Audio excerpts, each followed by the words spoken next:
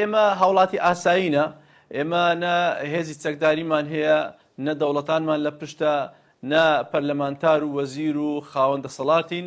ئێمە وەکو ئەو 1,200,000 فەرمانبەر و موچەخۆری هەرێمی کوردستان یەک لەوانین. بەڵام ئەوێکەوە خوای گەورە دەتوانین بڵین ئەو سەرکەوتنی بە ئێمە بەخشیوە بۆ ئەوی کەوا بیکەینە سەرکەوتنی گشت فەرمانبەرانی هەرێمی کوردستان و ئێمە هەر لە سەرتاوە بەڵێنشمان داوەکەوا بەدوەدا چوین بۆ دەکەین و لە ئەتا ئاخر خاڵ بۆی دەڕۆین ئەوەی پێمان بکرێ.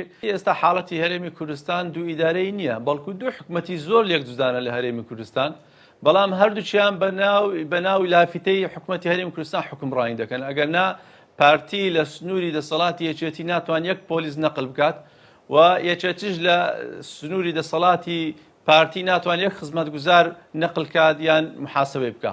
بۆیە ئەوە یەکلا بۆ تۆ دوو ئیدارە نیە، بەڵکو دوو حکومەت و دوو دەسەڵاتی لێک جودانە. پێشمەرگەی کۆنی دێرین و قوربانیەکانی هەرێمی کوردستان قوربانی بە خوێنی خۆیان بە ژیانی خۆیان نەداوە بۆ ئەوەیکەوە حزبە دەسەڵاتدارەکانی هەرێمی کوردستان میلەتی خۆی بچەوسێنێتەوە، موچەی فەرمانبەران بە 2 مانگ و 3 مانگ نەدات و تەنانەت نەخۆشخانە و خەستەخانەکانیشی بکاتە کەرتی تایبەت و خزمەتگوزارەکانی هەموو کاتە کەرتی تایبەت و کارەبای نەدات.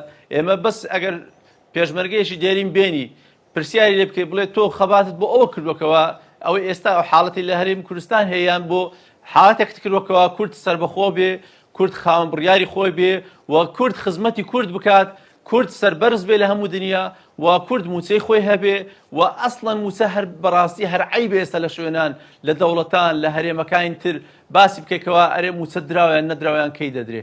بەڕاستی عەیبێکی زۆر گەورەیە.